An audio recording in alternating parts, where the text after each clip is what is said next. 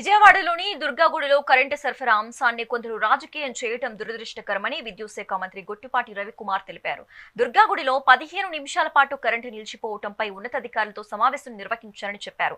ఈ అంశం తన దృష్టికి వచ్చిన వెంటనే అధికారులతో మాట్లాడినట్లు వివరించారు. కరెంటు నిలిచిపోవడంపై ఆ రోజే అధికారులను మందలించినట్లు చెప్పారు. అధికారుల మధ్య సమన్వయ లోపం వల్లే దుర్గాగుడిలో కరెంటు సరఫరా నిలిచిపోయిందన్నారు. దీనిపై వెంటనే నివేదిక ఇవ్వాలని ఉన్నతాధికారులను ఆదేశించారని తెలిపారు. అది వాస్తవమే. ఒక 15 నిమిషాల నుంచి 20 నిమిషాలు కరెంటు నిలిపిన మాట వాస్తవమే. అక్కడ సమన్వయ లోపంతో జరిగిన మాటమే. దాని మీద తక్షణమే ఏం జరిగింది అనేది రిపోర్ట్ తీసుకొని రమ్మని చెప్పి ఆదేశాలు ఇవ్వడం జరిగింది. దాని మీద ఎవరైతే తప్పు చేశారో వాళ్ళకి తప్పకుండా ప్రభుత్వం చర్యలు తీసుకునేది.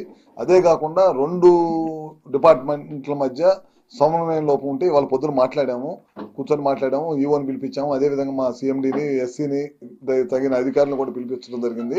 కొంతమేరకు క్లారిటీ వచ్చింది.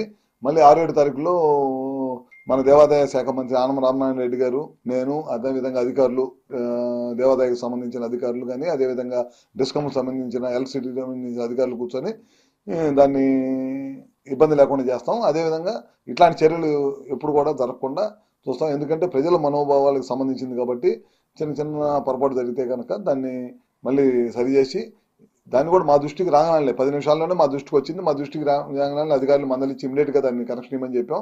ఏదైనా చిన్న చిన్న సమన్వయ లోపం ఉన్నా సరే దాన్ని ఇమీడియట్గా తక్షణమే దాన్ని సరిచేసి ఇమీడియట్గా ప్రాబ్లమ్స్ ఏమైనా ఉంటే సాల్వ్ చేస్తాం తప్పకుండా. ఇప్పుడు అపోజిషన్ వాళ్ళు రాజకీయ విమర్శలు చేయడానికి సిద్ధంగా ఉంటారు. చిన్న పొరపాటు జరిగిన దాన్ని ఇమీడియట్గా సరిదిద్దామని చెప్పేశాము. దాన్ని పట్టుకొని 24 గంటలు అదే పనిగా రాజకీయ విమర్శ చేయటం తగదు. దానికి చిన్న సమన్వయ లోపం వల్ల జరిగిన దాన్ని ఇమీడియట్గా తప్పు చేస్తే దాని మీద ఎవరైతే దానికి బాధ్యతలో వాళ్ళని తప్పకుండా శిక్షిస్తాం.